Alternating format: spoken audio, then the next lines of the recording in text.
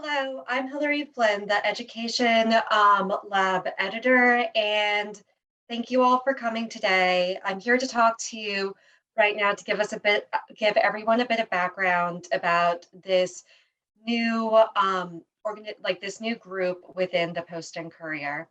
What the Education Lab is a specialized unit that looks at systemic education problems in the state as well as other issues with education within the state. And we tackle it through a series of feature pieces, large scale data projects, and in depth investigations. We've already had several large feature pieces come out this year, even though we're a relatively new team, such as Inside the Delta Variant's attack on South Carolina schools, that was headed by Libby Stanford, one of our reporters who is also on the panel. Want to say hi, Libby? Hi, everyone. I'm Libby. I've been working here for about 8 months. So I was an education reporter, just covering in general Charleston area education, but now I'm working with the Education Lab to cover more widely. Yes, and we've also looked at the federal COVID relief funds that the different districts are getting to help aid them with learning loss as well as other issues. And our reporter, Sarah Gregory, who just joined in mid-October, did a great story on that. Do you want to introduce yourself now, Sarah? Hi, everybody. I'm Sarah. I came here from Virginia, but I grew up in North Carolina, so I'm excited to be here and looking forward to telling more stories here. And basically, what the Education Lab believes is we noticed that there are are issues with education in the state that are both statewide issues and ones in specific districts. So we want to be clear, this is a lab that's looking at all the districts in the state and all the schools. So we really want to have, we're starting some outreach efforts, and we really want to have open communication with educators, with parents, with district officials all throughout South Carolina, and especially tackle any problems that are happening, both systemic and more of the moment, but also highlight the great accomplishments in the state too. We're trying to find schools, teachers, anyone really who's doing amazing work within the education space, because we do believe that also exists in South Carolina. But first, I want to talk about some of the amazing projects we've done so far. So I wanted to speak to Libby, who everyone's just met, about the Inside the Delta Variant attack on South Carolina schools. As many people in the education space, or many people who have kids in the school, are really anyone, I guess, at this point know, there was a bit of a rough start to the school year as the Delta variant started really spreading through South Carolina towards the end of summer, and especially in the months of August and September, when students returned all fully in class in person for the first time, in some cases in about a year or more. And many schools had to go virtual again. Sometimes entire districts went virtual. And what we wanted to do with this story was to show what it was like on the ground experience, what people on the front lines were dealing with, rather than more of a high level issue on it. So I wanted Libby to talk a bit just about what the process was of choosing the perspectives of who we told that story through. Yeah, so I've been covering education in the state, not for super long, but for a lot of time during the pandemic, when you kind of start to see how the pandemic and the virus have affected different parts of the education community. So when Hilary and I started talking about this, we kind of came up with a plan, and we knew we really wanted to focus on individuals and kind of tell the story through individuals. So with that, we sort of outlined a teacher, a parent, and then a student, as well as her kind of family, to focus on in this story. And so our kind of goal with that was just to show, kind of the emotions. So we really wanted to get, portray how people were feeling. What I heard for months is, teachers have been so stressed with added coursework, added, tasks on their jobs having to teach students both in person and virtually at the same time. And then just also the kind of tension that started to arise around schools when it comes to masks and discipline and all these different things coming at them at once. So we wanted to find a teacher who could really show what that experience has been like. And then with our student, we wanted to show a student who, has been learning in the pandemic for a couple of years now. The student we ended up focusing on was I believe she was a sophomore, or no, freshman, sorry. She was a freshman at Charleston School of the Arts. And she had, this was her first year back in person because her little sister has cystic fibrosis. So her family chose for them to do virtual learning all last school year. So we really wanted to show that experience of like what it's like to be a 7th grader and then go into, virtual learning for a whole year. And then all of a sudden you're in high school and your friends are completely different and everyone's older and you don't know what happened in these past few years. And so she was awesome to talk to and very much someone who kind of shared her real story and how she felt throughout those times. And then with the parent, we wanted to have a perspective of someone who maybe wasn't so worried about the pandemic, because there's lots of people in South Carolina who really wanted to see their kids in person in school learning. They didn't want to be hindered by masks and they didn't want to be hindered by COVID protocols. So we talked to a parent named Amanda Miller who lived in Anderson, and her kids go to schools in Anderson, just kind of about her perspective, what she was thinking as school started.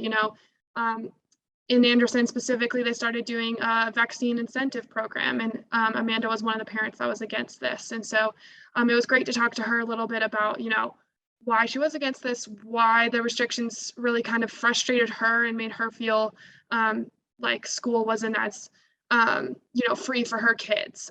So I think what we really wanted to do is kind of show all the different perspectives across the state and all those emotions that are tied up in this crazy time that we've been in. And Libby, something that was very interesting about this piece, I thought, just from watching you report it, is that, of course, you're reporting it during, and your work last year in South Carolina has been during, a national, worldwide, extreme, I don't know how many more adjectives I can use, health crisis. So you had to connect with all your sources, get all this information, really develop, we call them like a lot of scenes that help our readers like yourself really emotionally connect with the story. You had to do that all over Zoom and the phone. Can you talk a bit about what that's like? Yeah, it's a little bit more challenging to develop kind of personal relationships with people over Zoom and over the phone. I think a lot of reporters like to talk about how they like to be places in person and they like for the community to see them. And I'm always going to school board meetings and things like that. But, in this kind of story, especially with, the situation with a student who is at high risk for a severe disease from the virus and wasn't able to be vaccinated, I didn't want to put anyone at risk. So we decided to do it kind of virtually. And so it was a lot of me asking them lots of questions and digging deep into kind of how they felt emotionally, kind of what they were seeing, hearing, smelling at the times in these different scenes, just kind of what was the sensory kind of feel of everything. So we could really paint that picture of, how it was going. And sometimes it's difficult to do that when you're kind of talking about things that happened in the past and, memory is not 100%. So we have to do a lot of fact checking, going back to other sources and saying, was it like this for you? Or did you see it this way? To make sure that we get, everything's accurate. So it was definitely a bit more of a challenge. I feel like a lot of times when you're able to see people in person, it's a little bit easier to build those connections and kind of have that rapport with people. So this one I had to work a little bit harder and really kind of explain, what my goal was and who I was and, how we just wanted to tell people stories to kind of earn their trust, which is always a challenge for journalists, but it's a necessary thing to do when we're serving our communities. Well, Libby, why don't you talk a bit about what you learned also reporting that story, and then also your favorite part of reporting the story, or your, I guess, within the final product itself? Yeah, I think this was the first story where I got to really feel the sense of emotion that went into the start of the school year.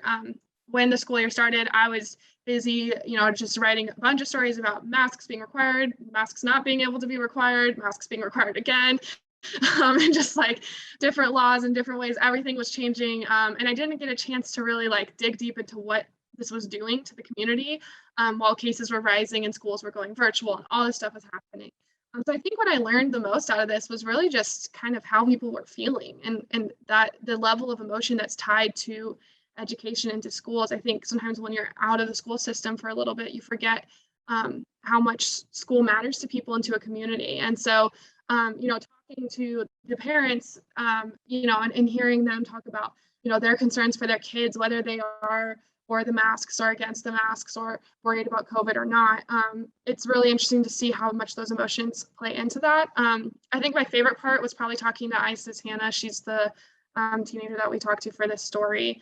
And I think just hearing her kind of tell her, story of just like what it was like to go on to the school bus that first day and like see all these kids wearing masks and not really knowing socially where she fit in, because she kind of drifted from a lot of her friends, and she got really anxious before that start of school about, what will they like me? And so I felt like that was something I really could relate to if I imagined myself, being a middle schooler who's all of a sudden missed a year of school pretty much because of the pandemic. And it's none of it's her fault and none of it's really her choice as much, even though she had some input with her parents, but a lot of it's stuff that's happening to her rather than things she's choosing. So I think it was really great to hear from her and kind of hear how that was going, because I hadn't had that student perspective yet in the reporting I'd done before. Well, and you did an amazing job, and I hope everyone read this story, but in case you didn't, you can find it if you search on it through our website. It's called Inside the Delta Variant's Attack on South Carolina Schools, the First 7 Weeks of Class. And I also wanted to talk to Sarah a lot about the work she's doing. We're going to get to a project that she's launching in the next couple of months in a second, but first I want to talk about some of the work she's already done. As many of you know, or even for people who are tuning in who don't know, South Carolina got about $3 billion in federal COVID relief fund money. But there's a timeline on when they can spend that. So something the Education Lab is doing is both writing stories where we go through the budget proposals and we find out where the plan is for that money to go, but also we're tracking where those dollars go. So we'll be able to tell you, where the money is actually being spent pretty soon.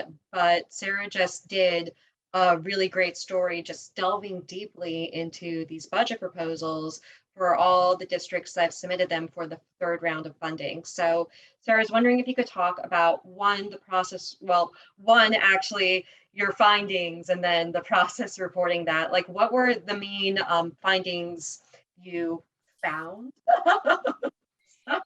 Yeah, so the bulk of districts are required by the as part of this provision to spend at least 20% of their money on what's called learning loss. And so most districts are spending a little bit more than that on various plans to help students catch up. A lot of the plans are leaning really heavily into tutoring. So like after school tutoring, after school programs. We've seen some like Saturday tutoring sessions that are optional for students. They're going to use the money for summer school, which they did last summer as well. Those are some of the big ones. When it comes to sort of the broad overview of non-academic things districts are spending the money on, there's a lot for facilities. So there's a lot of money being spent on air quality issues and, replacing HVAC systems and things like that. Some of this facilities work that's been sort of deferred for years because districts didn't have enough money to do it. Now they do. And now they're also trying to, improve air quality to make buildings safer because of the pandemic. So a little over half of the plans have been approved so far. The rest of the plans are expected to be approved by the end of the year. And so the state is sort of going through each of these plans and, making sure that districts are spending the money in ways that they're allowed to, and giving feedback in that regard. So we're expecting to have, the final plans pretty soon. And this is the third round of funding. So districts already got 2 rounds of funding. it's really like an unprecedented amount of federal funding that districts are having. They have a couple years to spend it. And so expectations are, I think, very high for what they'll be able to get out of this money. And that's one of the things that we want to be following to make sure that, students are getting the best bang for their buck out of this investment. And then also, Sarah, so next year, we're actually going to be launching a dashboard on our site that looks at school performance. And when we define performance, we're not just talking about a school doing well academically. We're talking about other factors like, do students feel safe in school? Like, do teachers like staying in school, with teacher retention? Is there incidences of bullying? Are the facilities nice? As well as we're trying to find if schools also have, arts and culture programs they're proud of, outreach efforts with the local community to, create more of a sense of a positive neighborhood for the students, even, really good football teams. So Sarah, can you talk a bit about how you actually came up with the idea to make this dashboard more inclusive and expand the definition of what a good school is, and what this dashboard is essentially like, what this project's going to be? Yeah, so I think if you are just looking at how a school and how students are doing on test scores, you're really missing a whole lot about what is happening inside that building.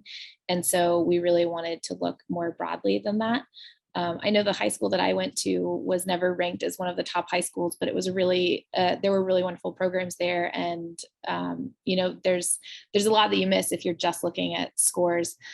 So one of the things that we're going to be doing is surveying parents on the types of things that are most important to them when they're picking out a school. A lot of times parents are, picking the school that they're zoned for, but other times they're picking it based on, how it meets the needs of their children. And so we really wanted to get a better sense of, what parents are looking for when they're picking schools. And so that survey is going to come out soon.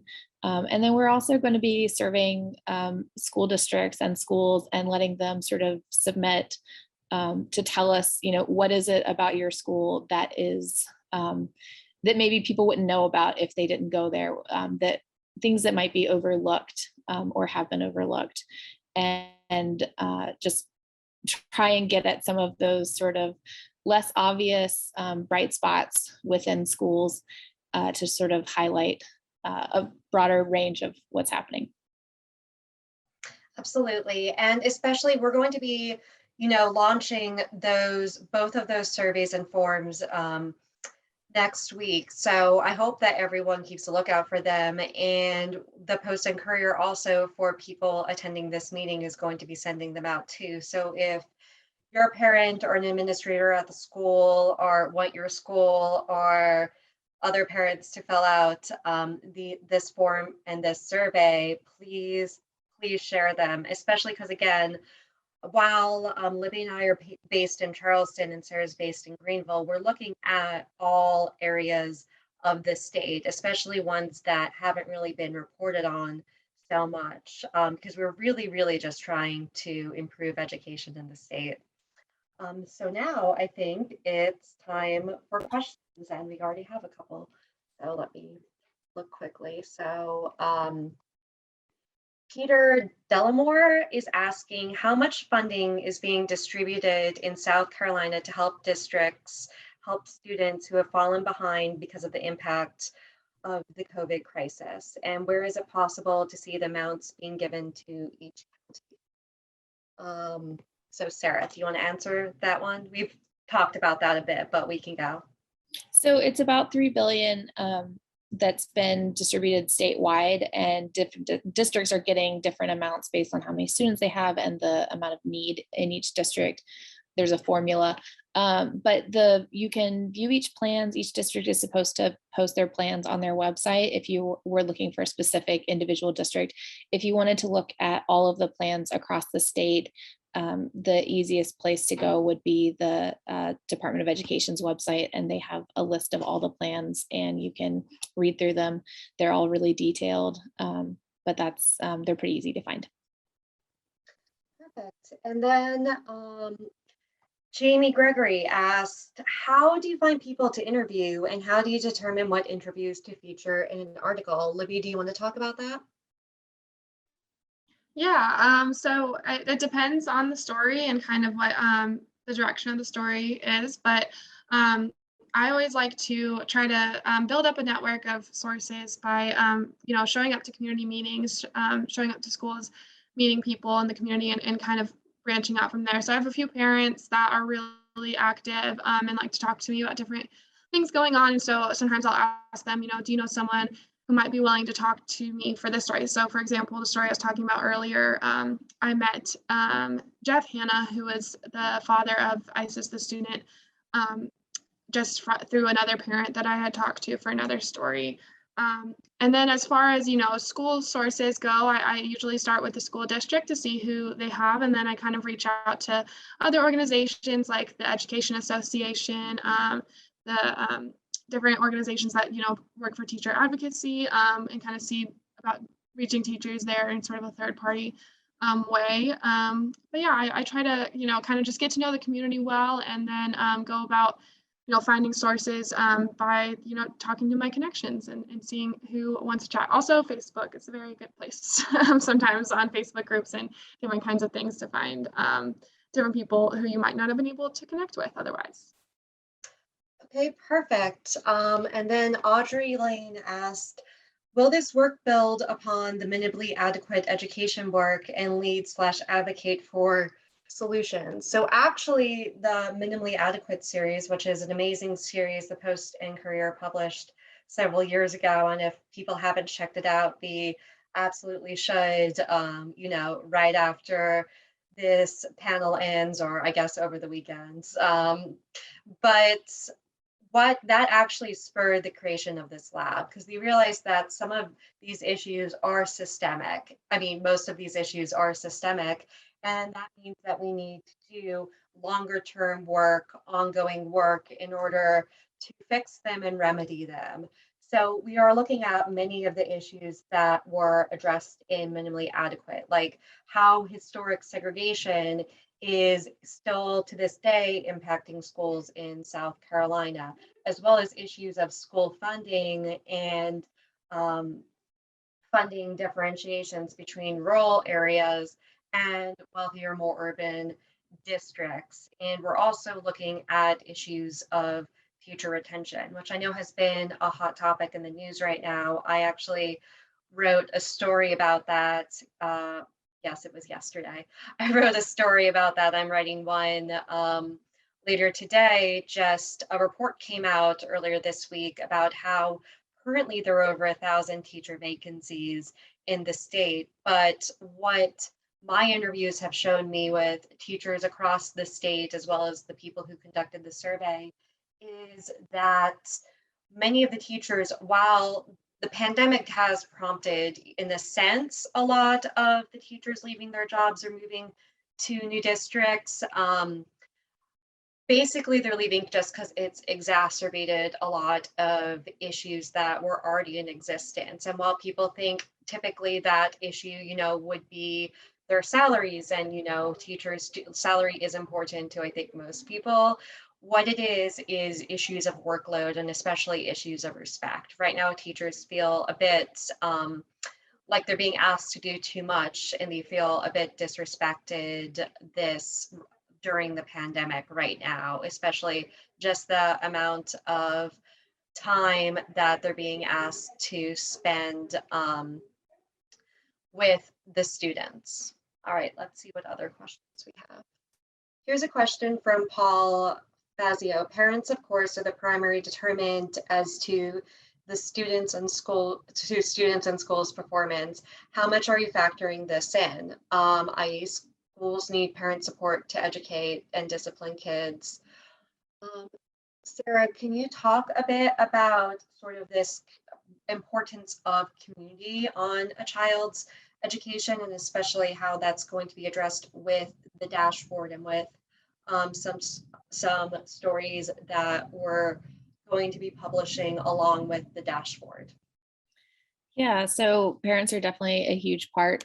Guardians, anyone who's taking care of a child has a large influence on their outcome in school. So that's part of why we're surveying parents, and then part of why we're with every story we look to talk to parents. So that's going to continue, and then with some of these stories that we're looking to tell. When the dashboard comes out, we're trying to identify sort of bright spots. So schools that are, defying the odds, schools that are doing better than you would expect them to do, and really sort of tell how they're doing that. And I think that, parents are going to be a key part of that. So I think we'll be looking to talk to parents more as it goes on.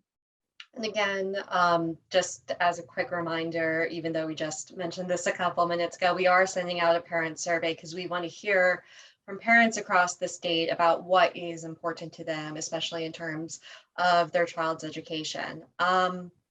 We also have a question from Joy Brown. There are a lot of local community-based advocacy/education groups in the Low Country. We know the Post and Courier is working with Coastal Community Foundation, and what other groups are you working with? So we don't really align with any group because we are a part of the paper. So we don't really do advocacy, although we do have a strong solution journalism component to our work. We're actually meet frequently with the Solutions Journalism Network, where we don't want to just report on how there's a problem in the school or how there's a problem in the state in general. We really want to find actual ways to, help educate lawmakers, education authorities, principals, teachers, and parents to find ways that to realistically improve education in the state. Then there's a question from Susan K. How do we get the parent survey? Can we share it with other parents? We really, really want you to share it with other parents, and we're going to be sending out a link to the survey next week. You should be getting it if you've signed up. Well, you have signed up, Susan, for this event, but you will be receiving a link to that survey next week. All right, let's see. I think we have time for 2 more questions.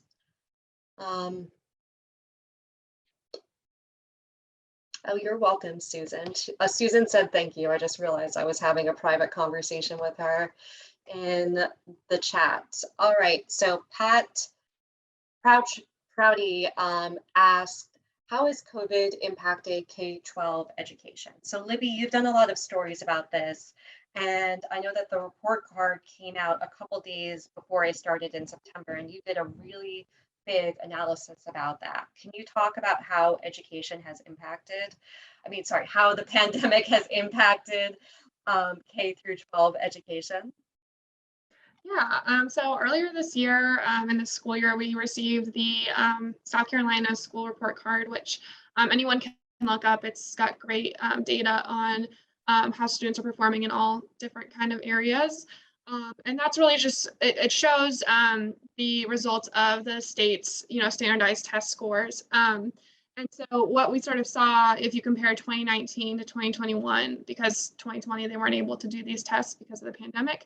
If you compare the school years, you start to see that, there's been huge drops in both reading and math. I believe when we looked at it, the only increase was in the English 1 end of course exams, which are for high school students. That was the only time that overall in South Carolina, students did better than in 2019. Everywhere else, students pretty much dropped. And then, we saw some drastic drops, especially for students who are a little bit more disadvantaged. For example, English language learners, I think it was somewhere around a 40% drop in their reading scores from 2019 to 2021. So, from that story and also just kind of the reporting that we have been doing, I've really found that, the pandemic put kids on hold, and each year counts so much to a student's development. And so when you have the pandemic having kids go in virtually. And then last school year, kids were kind of going from virtual to in person. Finally, we kind of got everyone in person. But each time those kids are put back at home for a quarantine, or just the school needs to send everyone home for 2 weeks, that kind of thing, it hurts them. And that's kind of what that showed. I will say though, I mean, talking to some education experts, standardized test scores aren't the only measure of success. And Sarah was kind of touching on this earlier. They're a one-time snapshot of how kids are doing that school year. So it's important to also look at other things like social emotional learning, graduation rates and career readiness, and sort of the other aspects and other data that helps you kind of see how students are doing. Yeah, I think we're going to be kind of digging into that more in the future and kind of seeing, where those pockets are and kind of going more in depth on them. Perfect. And then also with learning loss, our education lab is actually part of a collaborative with other education labs all across the country, including the education lab with the Seattle Times, the Hechinger Report, with the Fresno Bee in California, with the education lab at the Dallas Morning News. And recently we published a very extensive series just about reading loss that students all over the country are experiencing. But rather than just focusing on the problem of reading loss, because of our close work with the Solutions Journalism Network, we published several stories about different ways schools across the country are actually tackling this problem, to show what even schools in our state can do. And perfect. And let's see, do we have time for one more question? Let's see. Jamie Gregory asked, is there a way to get a school subscription for the Post and Courier? That's something that we can look into, Jamie. So I'll let you know about that going forward. And I think that's all the time we have for the panel. So thank you for everyone who's tuned in. And again, please be on the lookout for the parent survey and the school forum. Next week, we will be sending those out, and we will be, tweeting about them extensively if you follow us on Twitter. So, and please share them as much as possible. We can't do our work without your help. And thank you so much for your interest in the Education Lab and education in the state and education in the state overall.